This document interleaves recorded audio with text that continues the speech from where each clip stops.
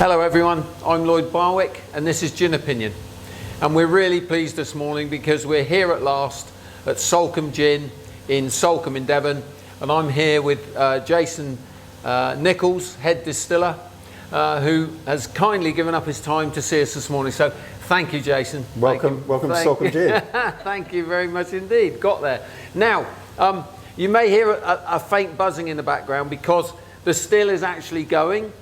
And Jason is waiting, and hopefully in the next 20 minutes some gin will start to be produced from the still here. So it's beautifully warm, and I can see through the viewing glass that the botanicals are in there slowly coming up to temperature. So thanks, Jason, for seeing us this morning. Pleasure. It's such a wonderful setup you have here. The building is overlooking the estuary. It's absolutely stunning. The still, obviously, as we can see on the camera, is a beautiful one. And you have a gin school, which you're going to tell us about in a minute. We do, yeah. So, first questions first, I suppose. How did Salcombe Gin come about, and when did you get established here? We started distilling in June 2016. There's two founders of our business, Angus and Howard, and they, prior to that, spent about 18 months developing the recipe for our first gin, Start Point. So that's the one that we make, that's the staple product that we make day in, day out pretty much, and that's what we're making today. When we started in June, which is when I started with the company, they spent all that time developing the flavour, and they did a very good job because it was instantly quite successful. In conjunction with that, and at the same time, they managed the construction of this building. So one of the reasons it's so appealing is because we've got the glass out there, the glass windows that look out over the estuary. We've got the glass this side that looks over the still room from the bar, and the whole building was constructed with this still in mind. So the doors behind us were all made to the dimensions of the pallets on which this arrived. So they put a lot of forethought in to make sure that everything fell into place once we got going. Fantastic.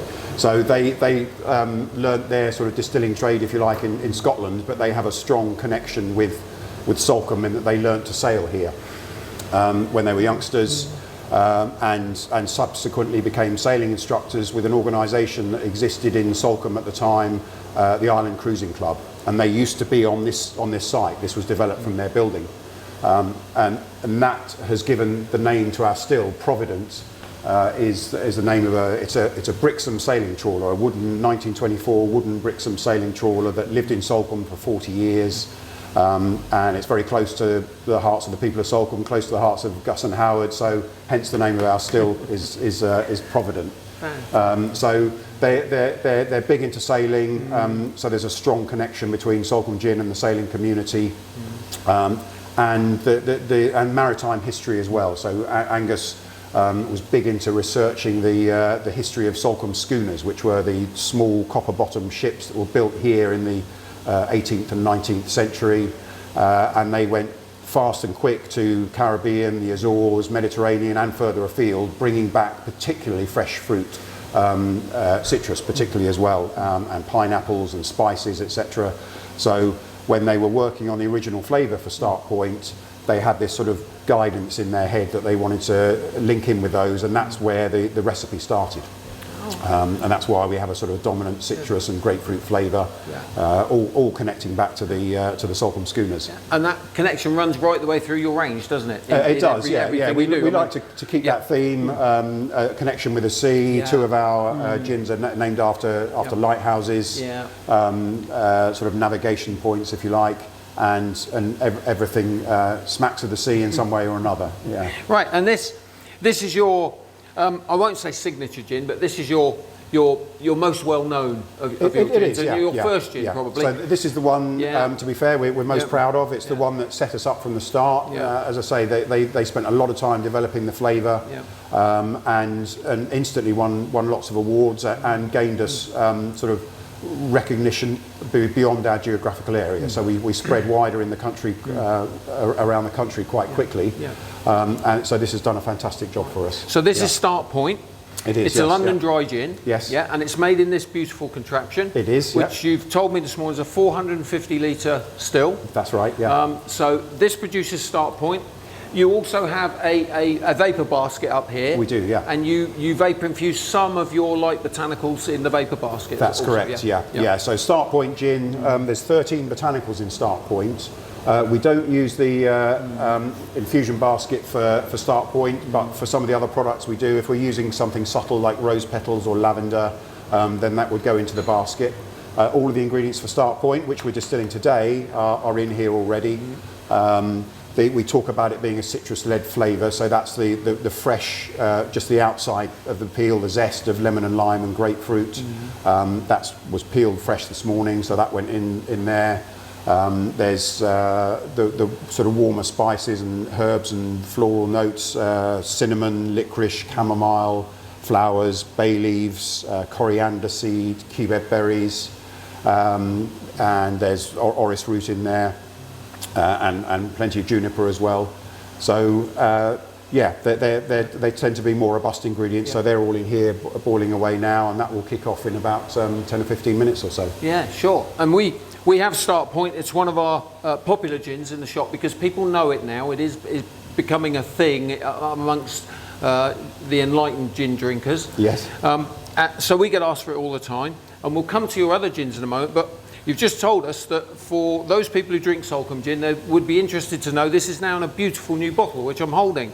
And it's an embossed or a relieved bottle now with Salcombe Distilling Company on the front. And it's absolutely lovely, isn't it? It really jumps off the shelf now. It does, yeah. It's the extra embossing around the edge gives it this kind of sparkle regardless of what angle the light is coming from. And it just sets us apart a little bit from other people that might be using the same bottle. It's our sort of stamp, if you like, and a lot of work's gone into it, a lot of thought and fuss and bother, but actually it's come out really well. It's I'm a really nice proud bottle. of it. Yeah, it's just got to be said, it's a nice bottle. Now, I'll come on to a couple of other gins. Now, I probably should pass over these quite quickly because you've just told us that the Voyager series now are coming to an end almost. Is that correct? The Voyager series itself will continue. We have plans to do a couple more next year, but they're all limited editions, either 1,200-ish bottles or 2,500-ish bottles, depending on exactly how much is produced. But the first couple were produced in conjunction with Michelin-starred chefs. So we had Michael Keynes from Exeter, and then Mark Hicks from Lyme Regis in London came here to the gin school. We did various experimental recipes and to and fro with them over a period of months to perfect the recipes that they wanted. So they've been really successful. So the first couple have sold out or are selling out.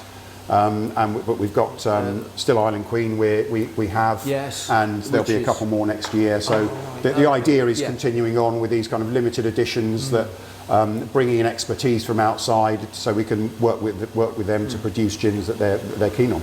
And of course, these are beautiful present items, aren't they? If there's a gin drinker who wants a really nice Christmas present this year, then the Voyager series are fantastic. They're beautiful bottles. They're beautifully presented in a box.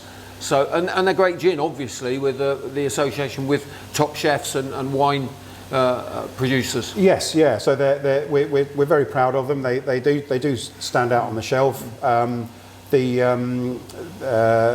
The Mark Hicks gin, Mischief, has won a double gold in San Francisco Spirits Awards. So that is acclaimed as a very really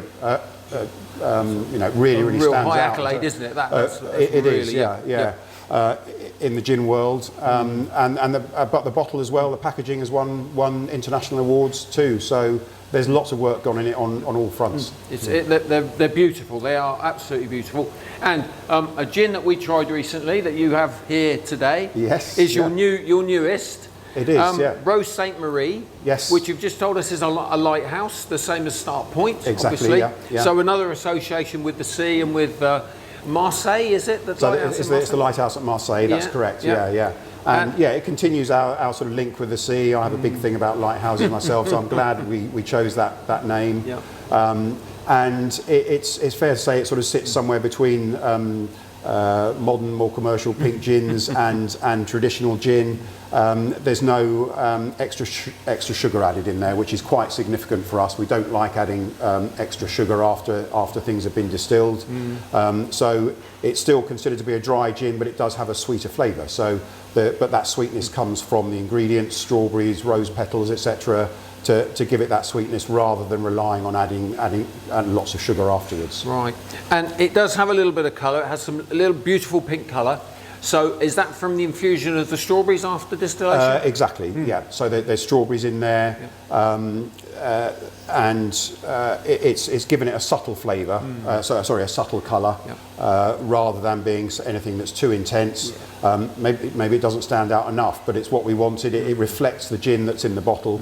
It reflects the taste accurately, I think. So we're happy with it. Yeah, and we love it because it fills that void between the traditional gin drinker who wants a dry gin, traditional dry gin, and those people who want the new Western style of gins, if you like, that are the sweeter, syrupy gins, but pink in colour. Yes. But this is a gin drinker's pink gin, isn't it? You could say that. It's exactly right. That's what we think it is, yeah. It's a pink gin, but it will appeal to people that are sort of gin aficionados who have grown up with the modern renaissance in gin, and I think they'll love it, yeah. We think they'll love it, and I think for us in the shop this will be a real good seller for Christmas. It's just one of those gins that's going to fly. Now, coming on to your gin school, yes, which you say is in the building just across the way, it is, and is proving very popular. Yep. Which is not surprising. So tell us a little bit about a gin school. So we set the gin school up in March 2 years ago. So it's been going for 2.5 years, pretty much, and from the start it was successful. Though we only started with a couple of days a week. We're now running in the summertime 7 courses every week. It's 3 hours or so, which involves sort of a welcome drink, a chat here by the still to fill people in on the process of distillation and how the technical side of it works and how it relates to what they do when they get over to gin school, where they're working on their own miniature still that produces just over a bottle.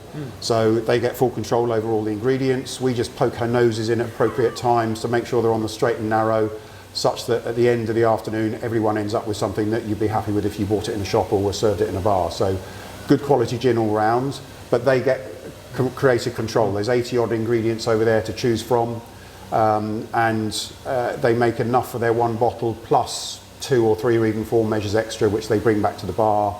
The guys behind the bar, with a bit of their expertise, mix it up with garnish and tonic water, and hopefully if the sun's shining they're out there enjoying their own gin on the balcony at the end of the afternoon and not ours. So we're doing ourselves out of a job in a way, but they're only making a bottle at a time, so they're not really going to eat into our own sales. What a fantastic and it's idea. really popular. I mean, even in the winter people come here just to do gin school. I can imagine a better thing to do than go and produce your own gin, come up to your bar and have a fantastic barman produce a beautiful cocktail with the gin you've just produced. In the setting that it's in, with the view over the estuary. Yeah, and people do love it. We're on TripAdvisor. We're the most popular attraction in Salcombe, and the second most popular tourist attraction in Devon, which is a bit weird for us. Thinking that we're a fairly small organisation. There's only a few of us work on it, but we're proud of it, and it's doing a good job. And as you said earlier on, of course. If people want to come and do the gin school in the winter here, there's plenty of hotel accommodation available. Exactly, so you can do a gin and hotel package and enjoy Salcombe off season. It's just exactly. We've got some tie-ins with local hotels and B&Bs now, so people can get a discount and book everything in one go. Local hotels obviously have plenty of special offers in the winter, so that's an attraction for the type of customer that we appeal to come here for an off-season break, 2 or 3 days, make the most of it, do gin school, go for a bit of a walk, enjoy the pubs. It's a nice weekend away. What a lovely break. Absolutely fantastic. So I can see now that the still is up to 66 degrees. It is. So that will be 66 producing degrees. So in a short while. Yeah, in a few minutes' time, that will get to 81, 82 degrees, and we'll start to see the vapour rise. You'll see it boiling in through the glass there. It will come through into the column, and at that point you'll see the distillation process start to happen. So the water will be condensing and running back down. the vapour will rise up increasingly strong, and when it comes out of the you've got a parrot nose there, the parrot spout at the end, it'll be 87% alcohol. It comes out at 87, and then you cut it back with what water? So it's our local water. So it comes from Dartmoor here. It's treated slightly to manage the mineral content. But it's very smooth water. So that's all blended here as well, bottled here. With bottling and labelling is downstairs. So the whole process from start to finish is done on these premises. Fantastic. And your range, they're 42%. Are they all 42%? They vary actually. Right. The Voyager ones are mainly 46%. The Guiding Star Slow Gin is a bit less. Our standard start point is 44, and the Rosé Gin 41.4. So all within that range. So you vary it depending on the botanical mix you've used? Yeah, depending on the botanical mix. We do sort of tastings to give us a little bit of a guidance as to what we think, whether it's better off at a stronger ABV or less. So they vary a little bit, Okay. Right, well, thank you very much for that. I know we're coming up to boiling time, so what we'll probably do is we'll try and get some shots of gin coming through the parrot's nose in a moment when it's up to temperature. But thank you very much for your time this morning. Pleasure. It's been great to come and have a chat, and we'll hang around until she's producing and have a coffee and just enjoy the view and the scenery and the facility. And thank you so much. Excellent. Pleasure. Thanks, Jason. Nice to see you. Thank you very much.